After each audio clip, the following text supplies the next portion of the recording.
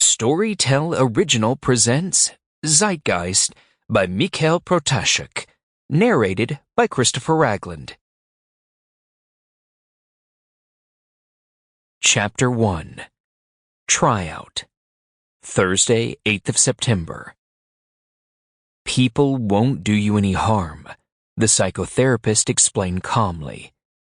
For most of them, you do not even exist. You aren't there.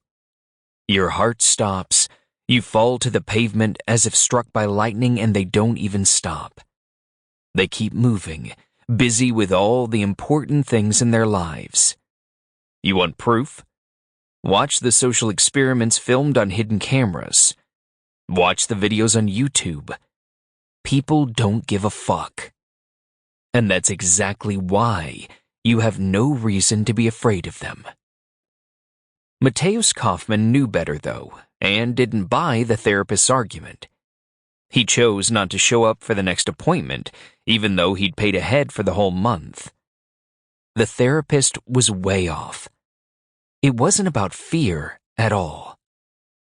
What should he call what he felt, he wondered, as he rode the escalator at the Golden Terraces, Warsaw's largest mall, with so many people milling around just above his head.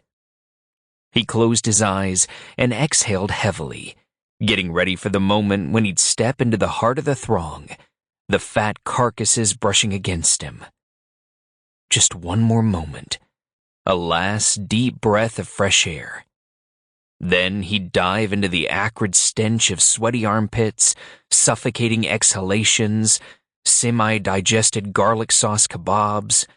Wave after wave of panic washed over him. He tried stalling, but there was no way to pull it off. He'd soon be at the bottom.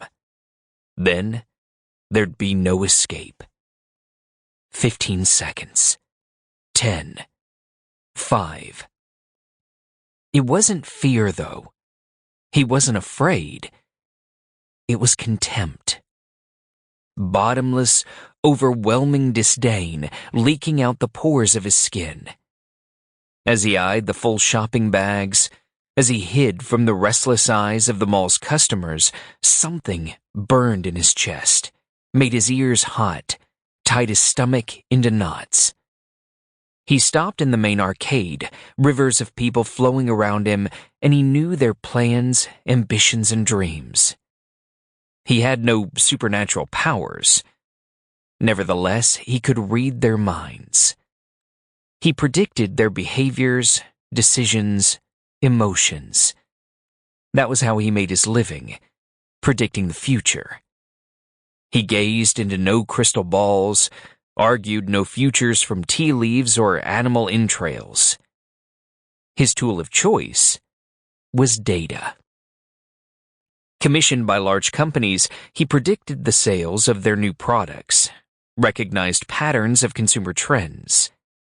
He knew what the customers would want before they knew it themselves. He discovered recurring patterns in stock market charts and advised investors on what to buy.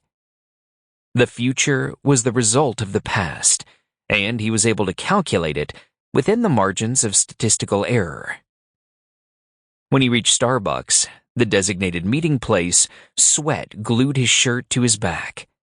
His heart was racing. I'll have to start jogging again, he thought. 35, they say, is the best age to run a marathon. He ordered himself an Americano and chose an out-of-the-way spot at the bend of a corridor, some distance away from the glass walls so that he wouldn't see the crowd outside. He waited, even though he didn't know who he was expecting. Those were the rules. The savoir-vivre of post-capitalist freelance consultants. Mr. Kaufman, he heard in English, looking up from his phone and the logic game he was playing to kill time. A woman was standing in front of him. One word was enough to convey the essence of her presence. Unremarkable. An anonymous businesswoman, one you'd shared an office lift. Sample complete. Ready to continue?